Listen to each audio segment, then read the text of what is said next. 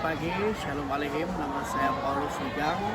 Saya guru di SMA Swasta Panca Setia Sintang, guru pendidikan agama Katolik, mengajar kelas 11 dan 12 pendidikan agama Katolik yang lebih penting. Sekarang saya akan membuatkan video untuk PPL PPG di tempat ini. Semoga video yang saya berikan ini dapat berguna dan bermanfaat bagi siapa saja yang menontonnya. Terima kasih, selamat pagi, Shalom Aleichem. Inilah sekolah saya, SMA Swasta Panca Setia Sintang. Oke.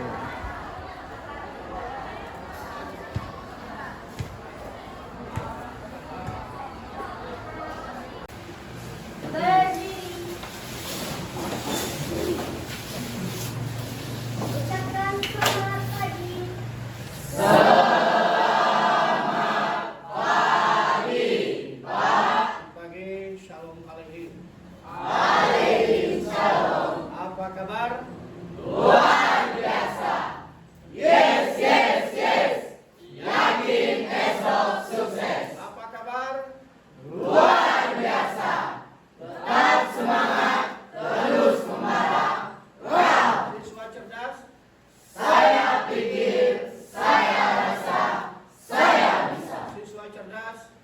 Saya pikir, saya rasa, saya bisa. Oke, baik, selamat pagi. Saya lagi Shalom Aleichem. Aleichem Shalom. Saya yakin kabar kalian baik-baik saja sampai pada saat ini ya. Oke, sebelum memulai pelajaran kita pada pagi hari ini ya, alangkah baiknya kita berdoa terlebih dahulu.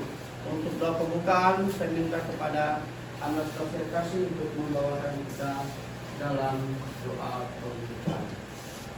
Sebelum kita mulai pelajaran pada hari ini, marilah kita berdoa. Dalam nama Bapa, Putra, dan Roh Kudus. Amin. Tuhan, hari ini kami sedang mulai mata pelajaran kami. Kiranya Engkau memberkati kami. Semoga kami bisa memahami pelajaran yang guru kami sampaikan pada hari ini.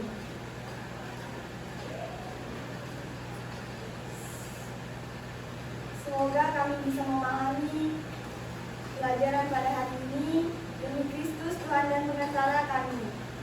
Amin. Dalam nama Bapa, Putra, dan Roh Kudus. Amin.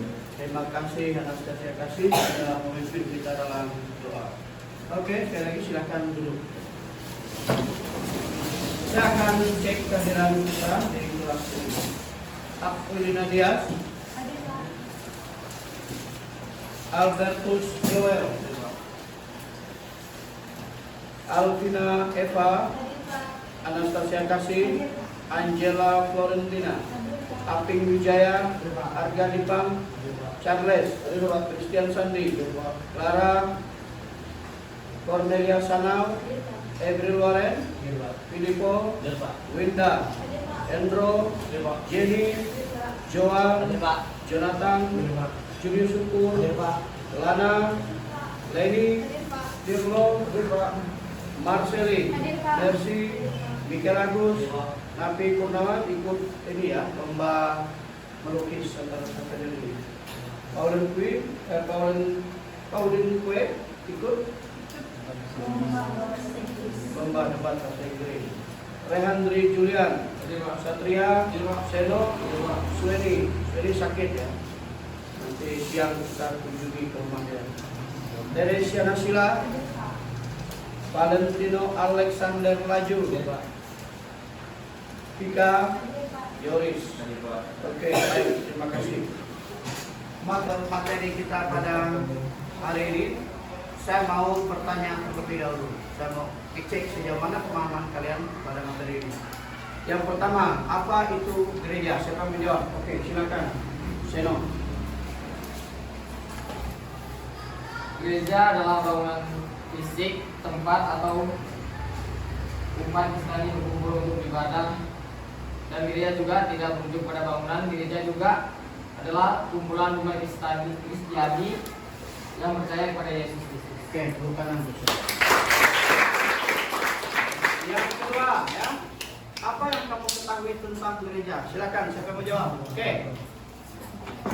Si Joan ya. Gereja adalah sebuah komunitas yang dipanggil untuk menguduskan diri dan dunia. Kekudusan gereja tercermin dalam kehidupan para anggotanya yang berusaha hidup sesuai dengan kehendak Allah. Oke, tidak boleh kemudian. Yang ketiga, ya, agak keras suaranya Kak. Sifat-sifat gereja Katolik. Itu ada berapa? Ada 4. Yang pertama itu apa? Gereja yang satu. Dua. Gereja yang kudus. Ketiga. Gereja yang katolik. Keempat. Gereja yang apostolik. Oke, di sini perlu kita sepakati ya. Bicara tentang gereja itu tidak hanya bicara atau apa yang ada dalam pikiran kita ketika gereja pasti sebuah bangunan. Gereja tidak hanya bicara sebuah bangunan, tapi lebih daripada itu, gereja yang mau kita ketahui, mau kita dalami dan pahami pada hari ini adalah gereja yang merupakan suatu persekutuan umat Allah. Gereja yang merupakan suatu komunitas. Oke.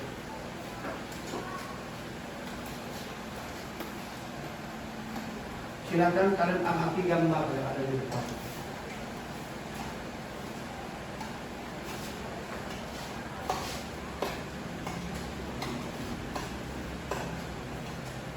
Kita cek gambar pertama. Siapa yang mau berkomentar di sini? Siapa di samping dia? Ya. Ini gambar apa Kak?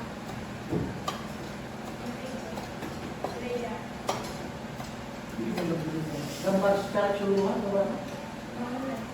Ya, Bangunan. bangunan ini. Coba kamu lihat sini kan. Aku tak kelihatan.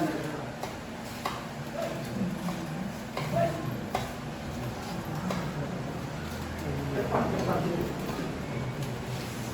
Ini. Manusia. Oke, benar ini manusia? Oke. Bangunan manusia. Seperti yang kita sepakati tadi bahwa gereja tidak hanya bicara tentang gereja juga bicara sebagai pengertiannya sebagai umat Allah. Ya, ini sifat-sifat gereja. Terima kasih. Gambar yang kedua. Tiga lagu, silakan maju. Lihat yang bagus tuh. Itu apa? Gambar apa? Di mana mereka? Di mana? Di dalam gereja. Gak keras suaranya. Mantap. Di dalam gereja. Ini siapa ini?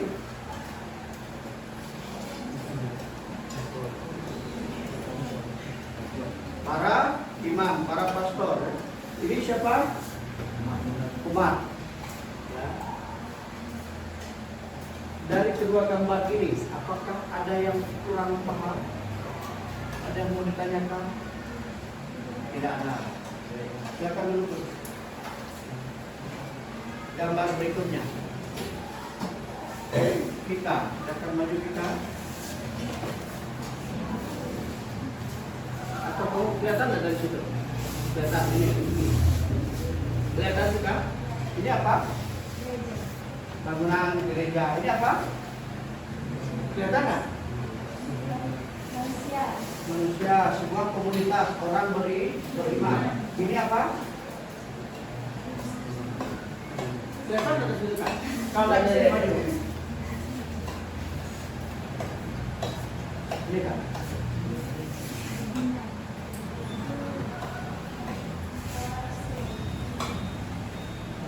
Pastor. Ya. Oke, terima kasih. Silakan duduk. Kita beri aplaus untuk mereka. Oke, setelah mengamati gambar, kita cek sekarang dasar-dasarnya. Kenapa kok sifat gereja ini dasarnya dari mana? Maka ketika belajar ajaran agama Katolik tidak boleh lepas dari dasar kitab suci.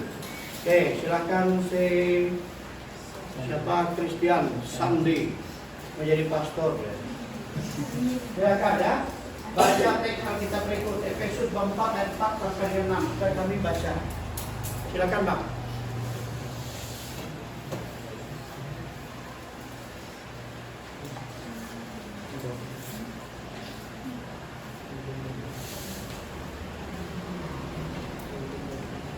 Efesus bab 4 ayat 4 sampai dengan 6.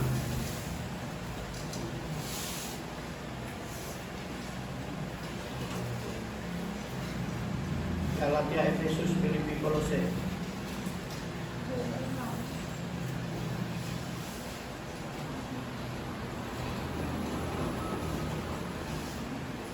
Dah belum bang? Belum. Masya Allah. Bab 4 ayat 4 sampai dengan 6. Oke.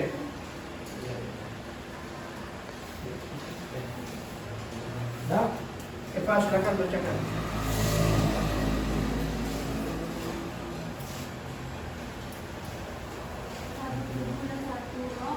Bagaimana kamu telah dipanggil kepada satu pengharapan yang terkandung dalam panggilanmu, satu Tuhan, satu iman, satu baptisan.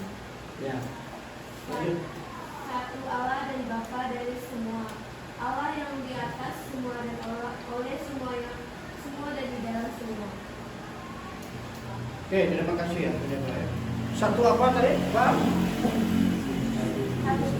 Satu tubuh, satu roh, satu apa lagi? Satu Allah, satu Tuhan, satu iman, dan satu baptisan. Jelaskan. Nah ini dasarnya. Kenapa sifat gereja Katolik disebut satu? Ya, Efesus 4 ayat 4 sampai dengan 6 bicara tentang kesatuan. Kesatuan anggota tubuh. Contoh, ya, misalnya saya katakan saya akan misalnya yang sebentar. Kasih, berdiri. Sorry ya, ini contoh. Sini. Yang saya cubit itu tangan, yang bilang yang saya cubit ini tangan ya, sorry ya. Yang bilang sakit, aduh itu mana? Satu kesatuan. Begitu orang beriman dalam kecintaannya demi itulah yang dimaksudkan dengan satu kesatuan. Bisa dipahami? Kaki kita terantuk, yang bilang sakit, yang bilang aduh mana mulut kita kan? Yang diperintahkan oleh satu kesatuan. Oke, yang kedua. Geser, agak dari komisi. Yang 1 Petrus bab 1 ayat 15 sampai dengan 16 yang bicara tentang kekudusan. Tetapi hendaklah kamu menjadi kudus di dalam seluruh hidupmu, sama seperti Dia yang kudus, yang telah memanggil kamu, sebab ada tertulis, kuduslah kamu, sebab Aku kudus. Kuduslah kamu sebab Aku kudus. Aku di sana siapa maksudnya? Tuhan. Allahnya huruf besar atau bukan? Huruf besar. Nah, berarti aku adalah Tuhan. Bukan aku, bukan bahigamnya. Aku yang dikatakan dalam bacaan itu. Jelas ya? Nah, ini dasarnya kekudusan. Nah, maka setiap perikop ini yang pertama menggambarkan tentang kesatuan, yang kedua menggambarkan tentang kekudusan. Oke, sekarang yang ketiga, Matius bab 28 ayat 19. Benar tak dia bicara tentang katolisitas atau tentang Katolik umum ini besar? Silakan Christian Sandi. Karena itu, pergilah, jadikanlah semua bangsa muridku, dan baptislah mereka dalam nama Bapa, Anak, dan Roh Kudus. Pergilah. Perintahnya mana nih? Pergilah, jadikanlah semua bangsa muridku, dan baptislah mereka dalam nama Bapa, dan Anak, dan Roh Kudus. Pergilah ke seluruh bangsa. Ada hanya bangsa Israel kamu boleh pergi.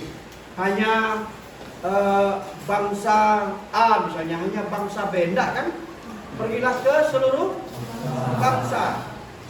Yesus Tuhan adalah membuka ya secara umum. Ayo siapa yang mau daftar? Ya pendaftaran. Tidak ada kriteria kamu begini, tidak ada. Tapi yang dengan tulus ikhlas mau menjadi Katolik ya monggo silakan. Jelas kan? Oke, sekarang yang keempat atau Sampai di sini ada yang mau ditanyakan? Kalau belum paham, Pak, ini belum paham ngomong, enggak apa-apa. Kan enggak nyuruh sakit kalau pertanyaan. Kalian bertanya salah misalnya, kurang tepat. Saya juga tidak mau hukum. Benar juga tidak saya kasih hadiah. Ya Pak Kok pulang modal kan? Kalau belum paham jangan malu untuk bertanya. Malu bertanya sesat di jalan. Malu meminta mati kelaparan. Oke, kalau tidak ada jangan lanjut. Berikut ya, Kisah Para Rasul bab 2 ayat 42 yang bicara tentang apostolik. Silakan Yoris baca. Ya, Kisah Para Rasul.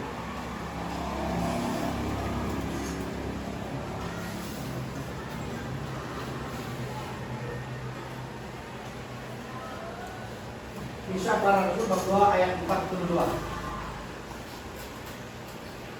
Silakan Yoris bacakan dengan lantang supaya kami juga mendengarkan dengan baik.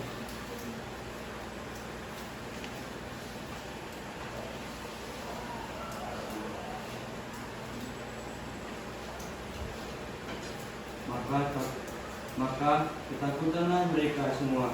Sedang rasul-rasul itu mengadakan banyak mukjizat dan tanda. Oke.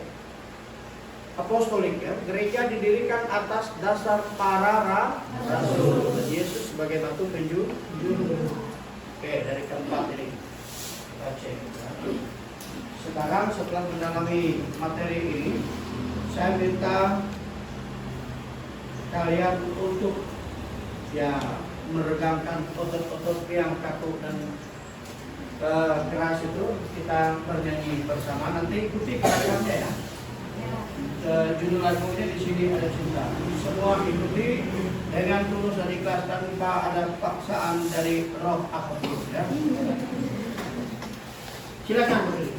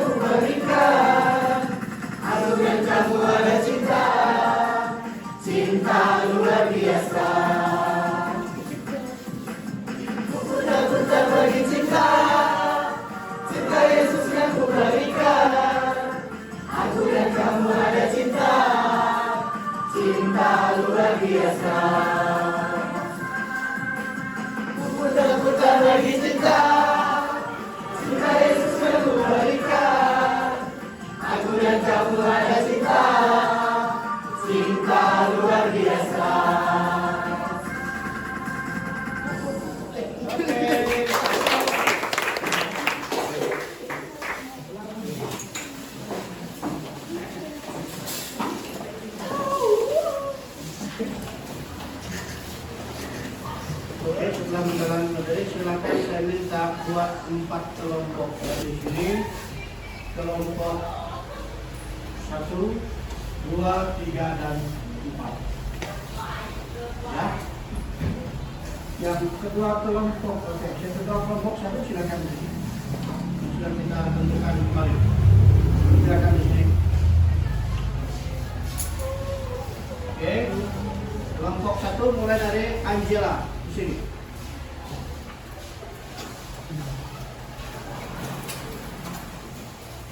Kelompok 3 kan? Kelompok 2 seterusnya kelompok 2 ya.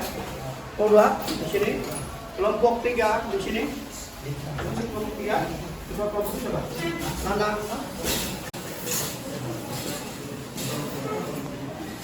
Oh, kelompok 3 di sini. Kelompok 4 Lana dan kelompok sorry. Satria di sini. Oke.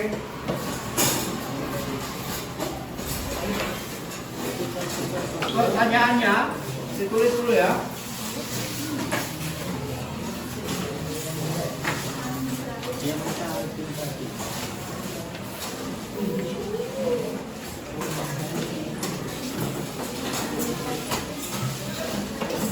Baik, sekali lagi terima kasih sudah berkumpul dalam kelompok. Saya minta sebelum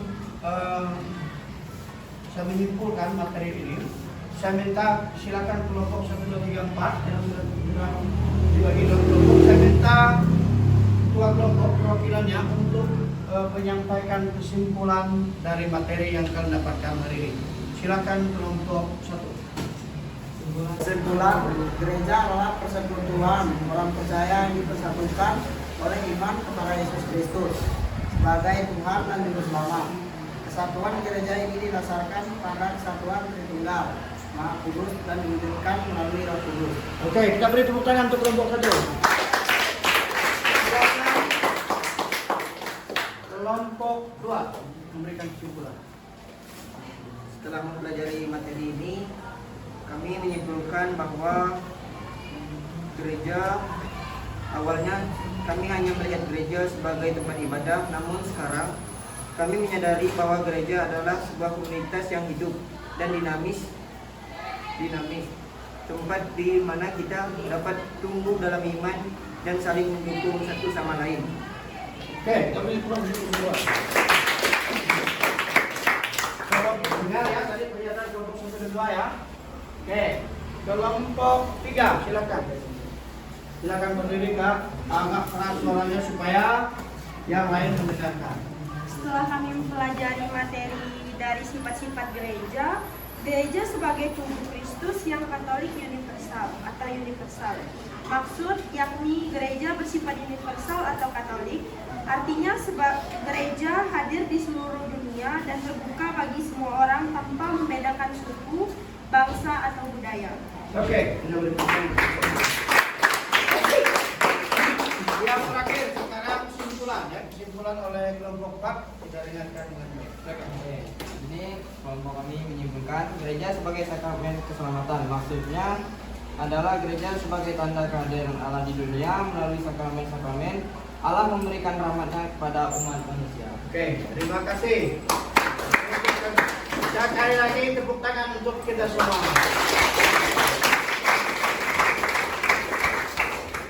Oke, materi kita pada hari ini selesai. Tapi sebelum selesai saya mau menyimpulkan beberapa hal terkait materi kita. Saya ulangi lagi beberapa kesimpulan yang telah dibuat oleh teman kalian. Saya buat kesimpulannya seperti ini.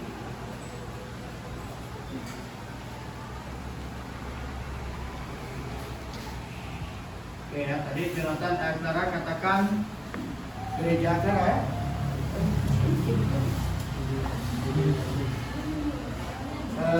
Junius ya.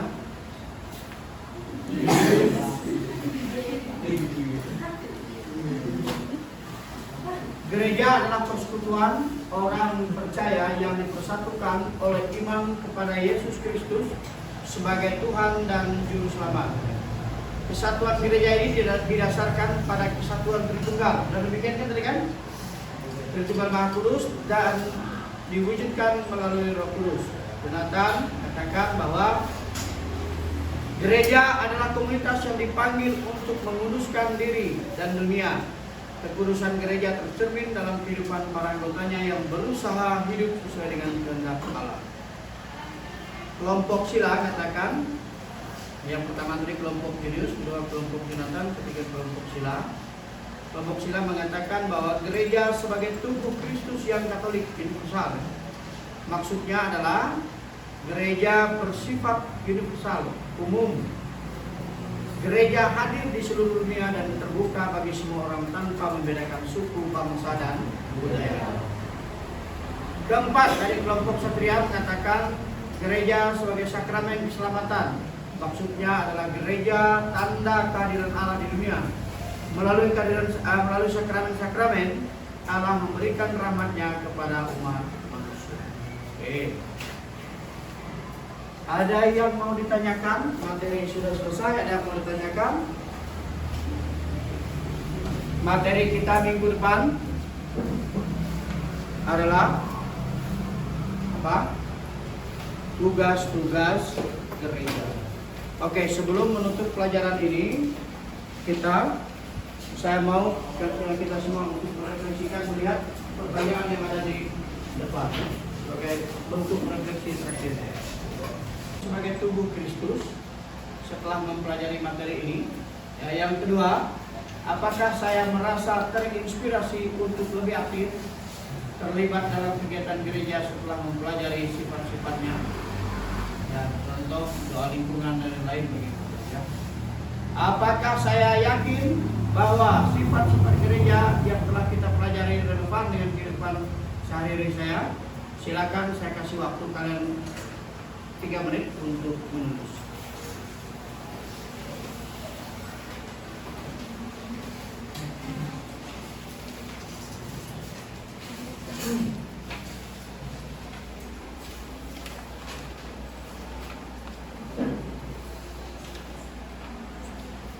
Setelah membuat refleksi, nanti silakan dikumpulkan ke Bapak. Ingat, materi minggu depan yang akan kita pelajari adalah tugas-tugas gereja. Tugas gereja itu nanti kita akan bahas bersama. Oke, sebelum menutup pelajaran kita pada pagi hari ini, saya minta kepada salah satu teman kita, Arga, untuk menutup kegiatan kita pada pagi hari ini. Silakan semua berdiri.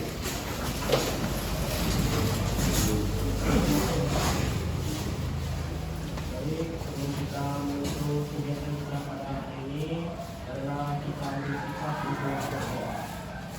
Kita ambil tanda tangan itu tolong Bapa dan Putra dan Roh Kudus. Amin.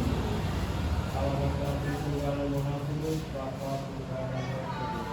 Terima kasih pada hari ini Kau telah membimbing kami dari awal pembelajaran hingga akhir pembelajaran. Kami Kau memberi kekuatan dan kecerdasan dalam pembelajaran tadi. Lebih kuat dalam pembelajaran ini, karena kami telah menyelesaikan pembelajaran kami dan kau berkati kami dalam kegiatan selanjutnya. Kau membimbing kami dimanapun kami berada. Doa singkat ini kami aturkan kepada